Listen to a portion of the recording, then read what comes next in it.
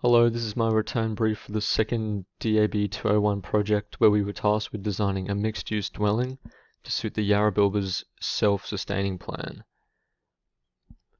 My exemplar works were the Daylesford Longhouse, which I found spreaded space horizontally rather than vertically, which fit better with the task parameters, and it also divided public, semi-private and private spaces through the use of guest accommodation, closed gathering areas and passages.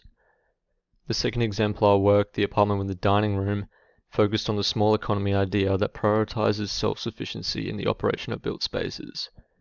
Multiple distinct flaws in the design create a tangible separation between public and private sectors, even if they are shared by multiple users. The 15-minute city concept proposes the idea that communities should be arranged so that people can reach every desired place within a 15-minute walk. The idea is based on four main pillars, these being ecology, proximity, solidarity, and participation. The circular economy model is fundamental to Yarrabilba's proposal as it promotes self-sufficiency through a rerouting of waste from permanent disposal into management programs, where it re-enters the community life cycle again. And from this, the proposed green card scheme reflects the implementation of this structure into the community's ecological lifestyle. The isolated placement of the site and its closeness to the park provide the opportunity for an eatery or space to relax, both of which are aspects reflected in a cafe space. The main takeaways from the existing aesthetics of the Yarrabilba area were the simple rectilinear facades and dark beige to grey colours.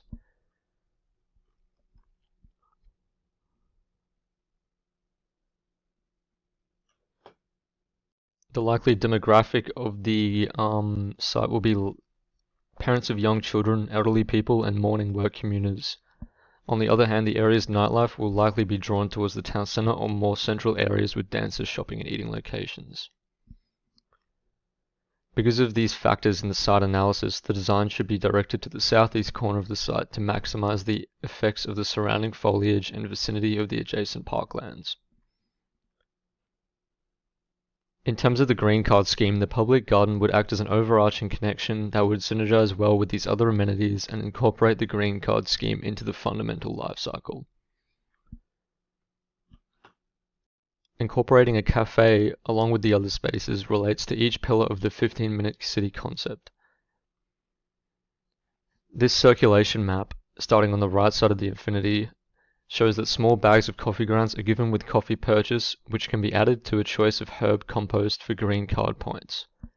These points can be cashed in for fruit, which can be reused for compost, herbs from the garden, which now empty coffee bags are used for in collecting, or future coffee. In terms of the sustainable cafe exemplar analysis, the basic analysis of form and technique and immersing customers in nature and sustainability was explored.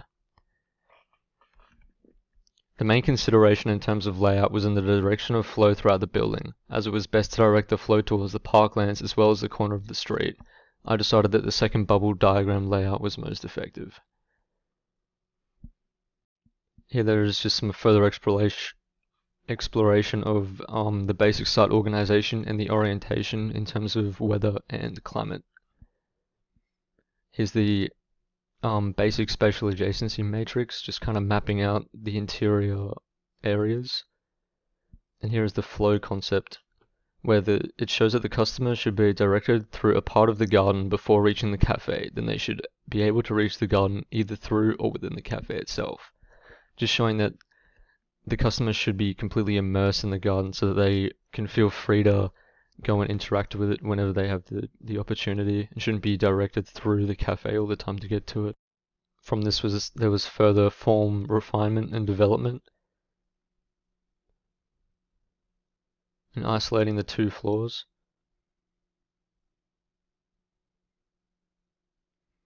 Some simple room data sheets to map out the dimensions of the rooms and their purposes. And here are the final sketches of the design. This one's on the site, the floor plans, the elevations of the design, the section A, section B, And this is a more in-depth look into one of the unit living rooms.